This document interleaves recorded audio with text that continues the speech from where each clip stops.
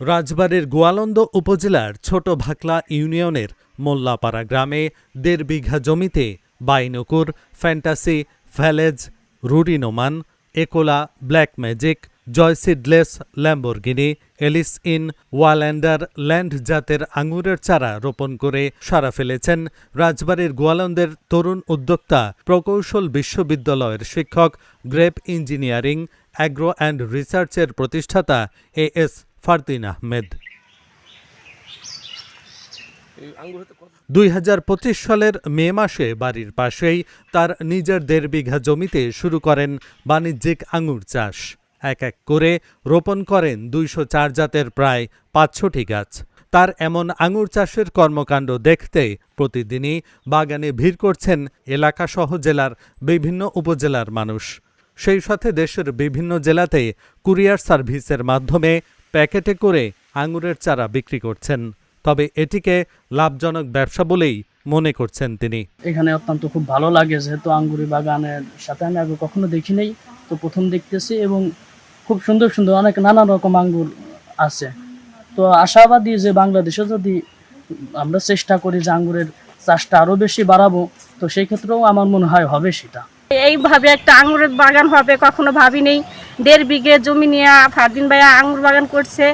তবে খুব মাশাআল্লাহ, আল্লাহ খুব সুন্দর আঙ্গুর দিয়েছে, দেখতে খুব ভালো লাগে, আমাদের মনটা ভরে যায় আঙ্গুর বাগান দেখতে। 10 মাস ধরে কাজ করতেছি, গাছের যে সময় যেটা দরকার এটাই করতেছি, জাগালা জলে ঠিক করি, গাছ আল্লাহ করলে ভালোই সুন্দর হয়েছে। ২০২০ সালে করোনার সময় নিজের কোচিং সেন্টার বন্ধ হয়ে গেলে ঢাকা থেকে গ্রামের বাড়িতে ফিরে আসেন। শখ করে বাড়ির উঠানে রোপণ করেন একটি আঙুর গাছ।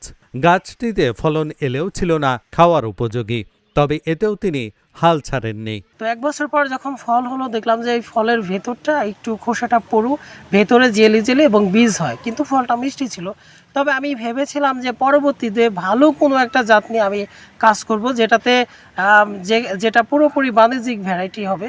তো আমি এই উদ্দেশ্যে বাইরের থেকে কিছু ইম্পোর্টারের সাথে কথা বলি এবং তাদের মাধ্যমে কিছু চারা ইম্পোর্ট করাই এবং দেশের স্থানীয় কিছু ভালো বাগানি আছে তাদের থেকেও আমি কিছু চারা নেই। তো এভাবে আনতে আনতে এখানে প্রায় ২০৪টির মতো ভ্যারাইটি আমি এখানে রোপণ করি।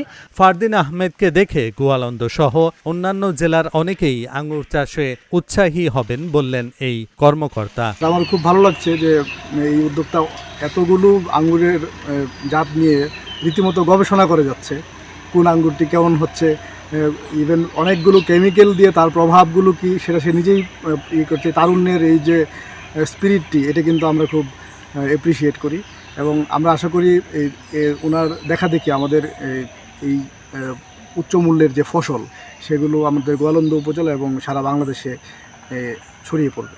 ভবিষ্যতে এই আঙুর বাগানকে ঘিরে একসময় রিসোর্ট গড়ে তোলার পরিকল্পনাও রয়েছে তার। এছাড়াও আঙুর ও চারা বিক্রি করে প্রতি বিঘায় বছরে 10 লাখ টাকা লাভের আশা করছেন এই তরুণ উদ্যোক্তা। Dhaka journal news desk.